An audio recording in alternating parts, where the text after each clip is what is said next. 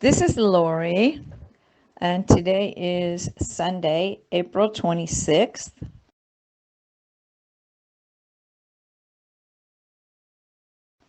I am now in the city of Herzliya, which is very close to Tel Aviv, in the country of Israel.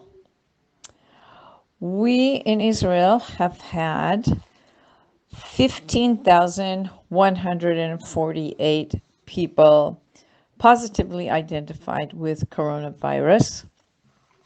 We currently have 102 people on ventilators and another 194 that are sick in hospital. Now, the virus has affected our daily lives as it has all over the world.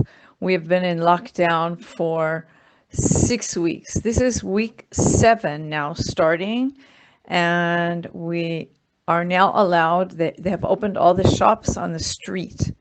If you have any kind of shop, store, you're allowed to open it now, but you have to abide by certain guidelines. Everybody is now required to wear a mask if you are outside in a public space. If you don't, you can be fined $50. So that's certainly a change from our daily lives. But I think people here were really ready to see things get back to normal. Right now, the schools haven't gone back yet. All the kids are still home.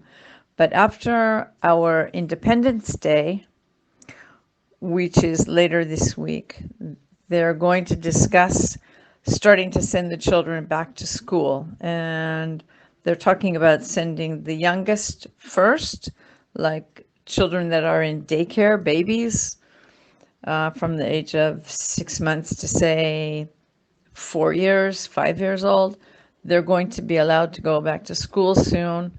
What they're planning to do is to split the classes into two so that there's fewer children each day. They're going to do the same thing probably with first and second grade. And they haven't made a decision about older kids as yet. So for right now, there's still a lot of people at home because offices are closed and some manufacturing places are working double shifts and splitting their workers between the two shifts. So you still see a lot of cars parked in the street. Let's see, what else did you ask me about? So how it affects your daily life is, yes, you have to wear gloves, you have to wear a mask, you're not allowed to go out except to buy food or go to this is how it was, except to buy food or go to the pharmacy. As of today, you are, yes, allowed to go out and buy clothes and buy shoes and buy toys, things like that. I have to correct the first voice message. It's 194 dead, not just in the hospital sick. 194 dead, which most of us agree isn't too bad. And a lot of them were from the people that came back from New York, these very religious Jews that came back from New York. They spread the corona within their own neighborhoods quite readily. They spread it. And I guess probably a third of the people were people from old age homes where there was an outbreak.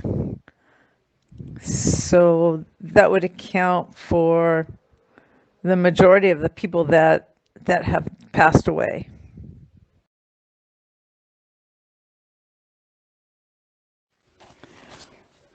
I think personally, it didn't have such an effect on me, the shutdown and the lockdown, because anyways, I'm retired. So I was at home quite a bit and I didn't have a job I had to go out to every day. How it did affect me though was I give private lessons at home for English, and of course my students stopped coming, so that's a missing source of income, which I tried to make up for by learning to use Zoom. But most of the parents of the children or didn't want to do it, or thought it was unnecessary, or they just decided to wait to see what's going to happen first with the school. So I lost a lot of income the last 6 weeks. That's a bit of a problem. I also started wearing like, loose baggy clothes all the time, like house pajamas. We wore those a lot. For Zoom lessons, I would get dressed. All right. Even that they could only see my shoulders, but still, I felt like I needed to get dressed for my students.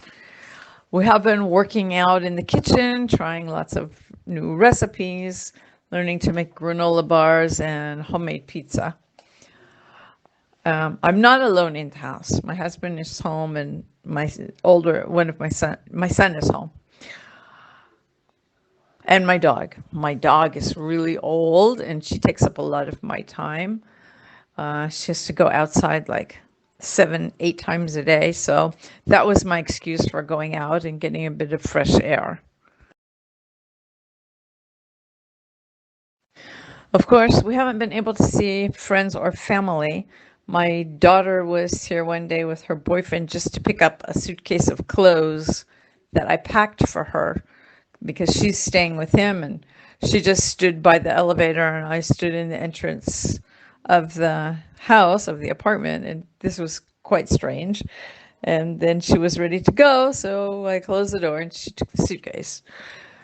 And I haven't been able to see my daughter, my other daughter, who's pregnant. She's having a baby in about 12 weeks. So that's been kind of hard because we can't share that fun time together when they're going like, oh, bam, mommy, look, the baby's moving, that kind of stuff. So we're missing out on that.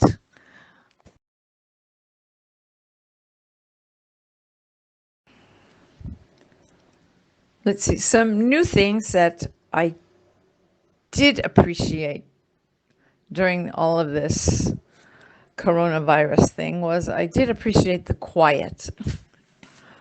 Without all the cars on the streets, it was really quiet outside. I would go out at like 6:30 in the morning and see like one car. It was crazy. I appreciated cooking with my son and learning how to make pizza and granola bars. I also appreciate the fact that I had to learn how to teach online because I had not done that ever. So I appreciate the fact that I actually learned how to use Zoom.